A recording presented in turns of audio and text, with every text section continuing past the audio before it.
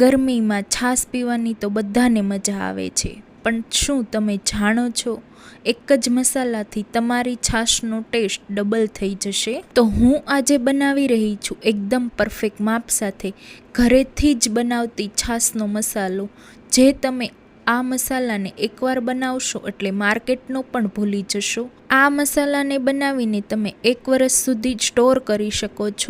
તો આ ટેસ્ટી, સુગંધી, flavourful છાશનો મસાલાની recipe ચાલુ કરીએ. રેસીપી ગમે તો વિડીયોને લાઇક કરજો અને વધારેમાં વધારે શેર કરજો. આવી જ નવી રેસીપી જોવા માટે મારી ચેનલને સબસ્ક્રાઈબ કરજો. તો હવે સૌથી પહેલાં આપણે છાશના મસાલા બનાવવા માટે પરફેક્ટ માપ લેવું ખૂબ જ જરૂરી છે. અહીંયા આપણે બધા મસાલાને ભેગા કરીને પીસવામાં કંઈ મોટું કામ તો નથી. અહીંયા તમે જે માપ લ્યો છો તેનાથી છાશનો મસાલો એકદમ ટેસ્ટી અને સરસ જ લાગે છે. તો અહીંયા પરફેક્ટ માપ માટે મેં અહીંયા એક નાની વાટકીનું માપને સેટ કર્યું છે. તો તે જ વાટકીના માપથી 2 વાટકી આપણે આખું જીરું લેશું. આપણે જે જીરું દાળ શાકમાં યુઝ કરીએ છીએ આપણે એ જ જીરું લેવાનું છે. સાથે જે વાટકી ભરીને આપણે જીરું લીધું હતું એ જ વાટકી ભરીને 2 વાટકી ભરી સૂકા ધાણા લેશું. સાથે 20 થી 30 નંગ જેટલા કાળા મરી લેશું અને એક નાનો ટુકડો તજનો લેશું. હવે આ મસાલાને આપણે સ્લો ગેસ પર શેકવાના છે. જ્યાં સુધી મસાલામાંથી સરસ સુગંધ ના આવે ત્યાં સુધી આપણે મસાલાને શેકી લેશું. તો આ મસાલાને સ્લો ગેસ પર શેકાતા 3 થી 4 મિનિટ જેવો સમય લાગશે. અને હા, તમારા ઉપર ડિપેન્ડ કરે છે કે તમે આ મસાલો કેટલી ક્વોન્ટિટીમાં બનાવો છો. જો અહીંયા તમને જીરું અને આખા ધાણાની જગ્યાએ ધાણા જીરું પાવડર યુઝ કરશો તો છાશનો મસાલો આ છાશના મસાલા જેવી સરસ ફ્લેવર નહીં આવે. આપણે જે ધાણા જીરું યુઝ કરતા હોઈએ છીએ તે ધાણા જીરું શેક્યા વગરનું હોય છે અને શેકેલા ધાણા જીરુંનો ટેસ્ટ ખૂબ જ સરસ આવે છે. એટલે જ આપણે ખાસ કરીને ધાણા અને જીરુંને આપણે આખા જ લેવાના છે અને આ રીતે આપણે સ્લો ગેસ પર 3 થી 4 મિનિટ સુધી શેકી લેવાના છે. તો અહીંયા આપણે આ મસાલાને શેકતા 3 થી 4 મિનિટ જેવો સમય થઈ ગયો છે અને આપણા ધાણા અને જીરું સારી રીતે શેકાઈ ગયા છે. હવે આ ધાણા જીરુંમાં આપણે 1 ચમચી જેટલા અજમાને ઉમેરીશું. અહીંયા તમારે અજમા ઉમેરવા ટોટલી ઓપ્શનલ છે. જો અહીંયા તમે અજમા ઉમેરો એટલે ગેસની ફ્લેમને બંધ કરી અને પછી જ અજમાને ઉમેરવાના છે અને મસાલા સાથે મિક્સ કરવાના છે, જેથી આપણા મસાલા ગરમ હોય તેની સાથે જ શેકાઈ જશે. તો અહીંયા આપણા મસાલા પરફેક્ટ રીતે શેકાઈ ગયા છે. હવે આ મસાલાને આપણે એક પ્લેટમાં કાઢી લેશું. આ મસાલા શેકવાથી આ મસાલા ખૂબ જ ગરમ હોય છે એટલે આપણે આ મસાલાને ઠંડા કરવાના છે. અહીંયા એક વાતનું ખાસ ધ્યાન રાખવાનું છે, આપણે મસાલાને કડાઈમાં નથી રાખવાના, કારણ કે કડાઈ પણ ગરમ હોય છે. એટલે મસાલા પ્લેટમાં કાઢી લઈશું અને આ મસાલાને આપણે 10 થી 15 મિનિટ માટે ઠંડા કરવાના છે. તો અહીંયા 10 થી 15 મિનિટ જેવો સમય થઈ ગયો છે અને આપણા શેકેલા મસાલા ખૂબ જ સરસ રીતે ઠંડા થઈ ગયા છે.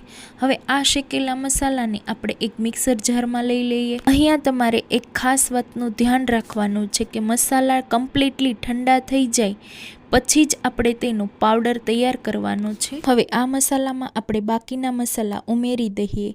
તો અહીંયા અડધી ચમચી જેટલી હિંગ લીધી છે. ત્યારબાદ આપણે તેમાં 1 ચમચી જેટલો આમચૂર પાવડર ઉમેરીશું.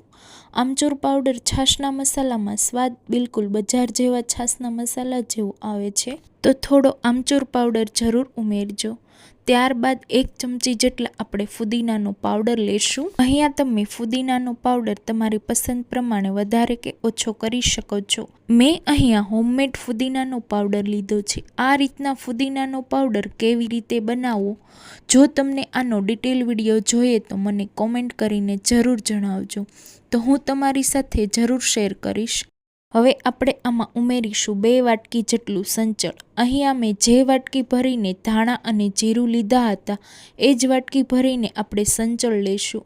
હું અહીંયા મીઠાનો બિલકુલ ઉપયોગ નથી કરતી. જો તમારે મીઠું ઉમેરવું હોય તો 1 વાટકી ભરી સંચળ અને એ જ વાટકી ભરી આપણે મીઠું ઉમેરીશું. અને હા, એક વાતનું ખાસ ધ્યાન રાખવાનું છે, જો તમે મીઠું ઉમેરો છો તો મીઠાને આપણે શેકીને લેવાનું છે. હવે બધા મસાલા ઉમેર્યા બાદ હવે આ મસાલાને આપણે ક્રશ કરીશું. તો અહીંયા આપણો છાશનો મસાલો સરસ રીતે ક્રશ થઈ ગયો છે. હવે આ તૈયાર થયેલા મસાલાને આપણે એક વખત ચાળી લઈશું. એટલે બિલકુલ જેવો બહારથી છાશનો મસાલો લાવો છો એવો જ મસાલાનું ટેક્સચર આવી જાય. અહીંયા આ મસાલો તમે ચાળ્યા વગર પણ યુઝ કરી શકો છો. તો આ રીતે આપણે મસાલાને સરસ રીતે ચાળી લેશું. જે કાંઈ પણ મોટું વધે છે તેને આપણે ફરી ક્રશ કરીશું અને ફરીવાર આપણે તેને ચાળી લઈશું. અહીંયા તમે જોઈ શકો છો બધો જ મસાલો સારી રીતે ચડાઈ ગયો છે. આપણું પરફેક્ટ ટેક્સચરવાળો છાશનો મસાલો બિલકુલ તૈયાર છે. આ મસાલાને તમે કોઈ પણ એરટાઈટ ડબ્બામાં ભરી 1 વર્ષ સુધી સ્ટોર કરી શકો છો. આ મસાલો સરસ ટેસ્ટી અને ફ્લેવરફુલ બને છે. તો આ રીતે મસાલાને તમે ઘરે એકવાર જરૂર ટ્રાય કરજો. આ મસાલાને તમારે કેટલો યુઝ કરવો એ પણ બતાવું. તો એના માટે આપણે ખૂબ જ સરસ ઠંડી છાશને પહેલેથી જ બનાવી લેવાની છે. તો એક નાના ગ્લાસમાં આઈસ ક્યુબ અને છાશને ઉમેરી દઈશું. 1 ચમચી જેટલો મસાલો ઉમેરી સરસ રીતે મિક્સ કરીશું.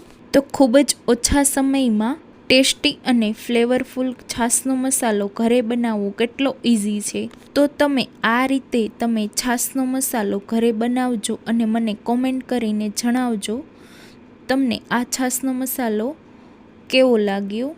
અને હા, તમે છાશનો મસાલો કેવી રીતે બનાવો છો, તેમાં કયા કયા મસાલા યુઝ કરો છો એ મને કોમેન્ટ કરીને જરૂર જણાવજો. તો તમને મારી આ છાશના મસાલાની રેસીપી સારી લાગે તો વિડીયોને લાઈક કરજો અને વધારેમાં વધારે શેર કરજો.